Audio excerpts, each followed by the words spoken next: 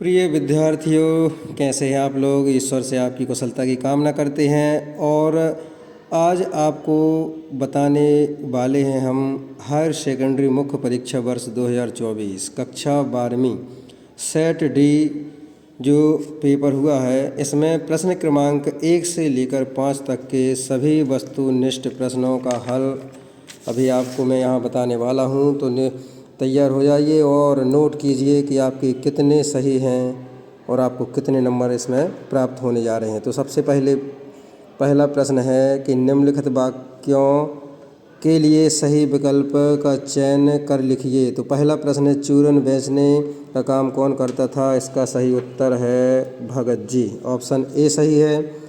इसके बाद दूसरा प्रश्न है कि सौंदर्यगीकर मास्टर कौन सा विषय पढ़ाते थे। तो सौंदर्यगीकर पढ़ाते थे मराठी। इसका सही उत्तर ऑप्शन सा मराठी। मुझे भी किताब चाहिए वाक्य में निपात शब्द क्या है। तो इसका सही उत्तर है ऑप्शन बी भी जो शब्द है वो है निपात। इसके बाद अगला जो प्रश्न है वो है, भारत में पहला छापा खाना गोवा में कब खुला था। तो इसका सही उत्तर है 1556 में गोवा में सबसे पहला छापा खाना खुला था। इसके बाद है प्रश्न क्रमांक पहले का 5वां, सगुण भक्ति धारा को कितने भागों में बांटा गया है। तो इसका सही उत्तर है ऑप्शन सा 2, राम भक्ति और कृष्ण भक्ति।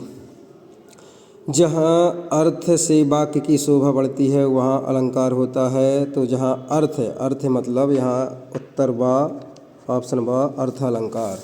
इसके बाद देखते हैं प्रश्न क्रमांक 2, रिक्त स्थानों की पूर्ति उचित शब्द का चयन कर लिखना है। तो पहला है कि हिंदी में नेट पत्रकारिता की शुरुआत खालिस्तान के साथ हुई। तो इसका सही उत्तर है वेब दुनिया।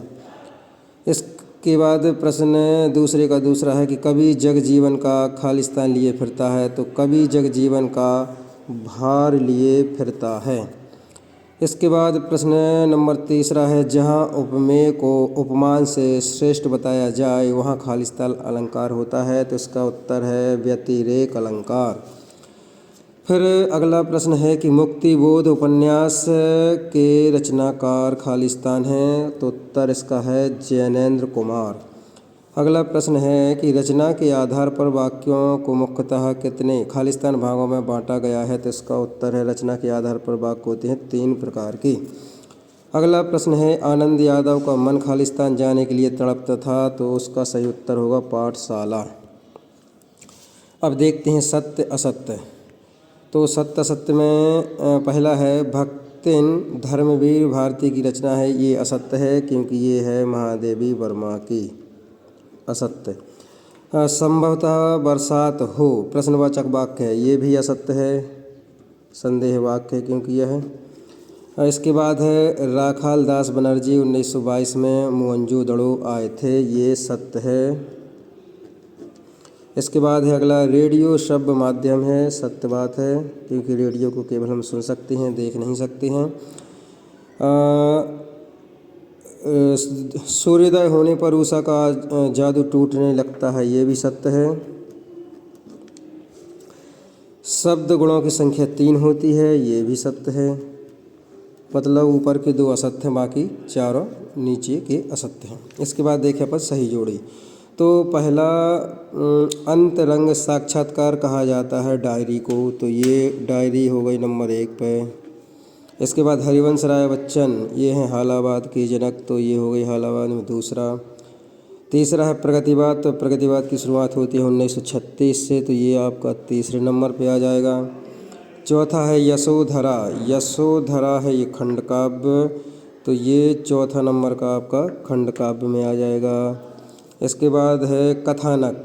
कथानक कहानी से जुड़ा हुआ है। तो इसका ये हो जाएगा 5वां कहानी, कथानक कहानी। संस्कृत के मूल शब्द कहलाती हैं तत्सम शब्द। तो संस्कृत के मूल शब्द यानी छठवां, ये हो जाएगा तत्सम छठवां। और इसके बाद है यशोधर बाबू। तो ये है सिल्वर वेंडिंग, सिल्वर वेंडिंग। तो ये हो जाएगा आपका लास्ट में 7वां। तो इस तरीके से सही जोड़ियाँ आपकी हो जाती हैं पूरी। और अंत में वस्तुनिष्ठ प्रश्न में एक और बचता है। प्रश्न क्रमांक 5, एक वाक्य में उत्तर लिखिए। पहलवान लुट्टन सिंह के कितने पुत्र थे? ये तो सबको मालूम होना चाहिए, तो इसका सही जवाब है 2। बाल बाल बचना मुहावरे का अर्थ होता है संकट से बचना, मुसीबत से बच जाना। तो इसके बाद है सिंधु सभ्यता का सबसे बड़ा नगर कौन सा था? तो इसका सही उत्तर है मोहनजोदड़ो, जो कि आपने यहाँ अभी देखा होगा।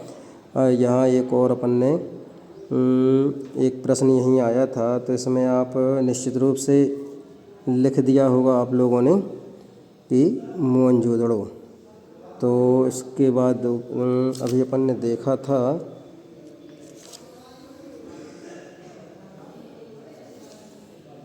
ये देखिए मोहनजोदड़ो, ये था उसका सही उत्तर। इसके बाद देखें कि आमतौर पर रेडियो नाटक की अवधि कितनी होती है? तो इसकी अवधि होती है 15 से 30 मिनट की होनी चाहिए। इसके बाद अगला प्रश्न है कि सूरज का 7वां घोड़ा किसकी रचना है? ये है धर्मवीर भारती की। और शांत रस के स्थायी भाव का नाम लिखिए। तो शांत रस का स्थायी भाव होता है निर्वेद। और आलोक धनवा का एकमात्र काव्य संग्रह कौन सा है? तो इसका सही उत्तर है दुनिया रोज बनती है। तो इस तरीके से 1 से लेकर 5 तक के वस्तुनिष्ठ प्रश्नों का उत्तर यहाँ आपको मिल गया होगा। कमेंट में ज़रूर लिखें कि कितने नंबर आपको मिल रहे हैं। जय हिंद।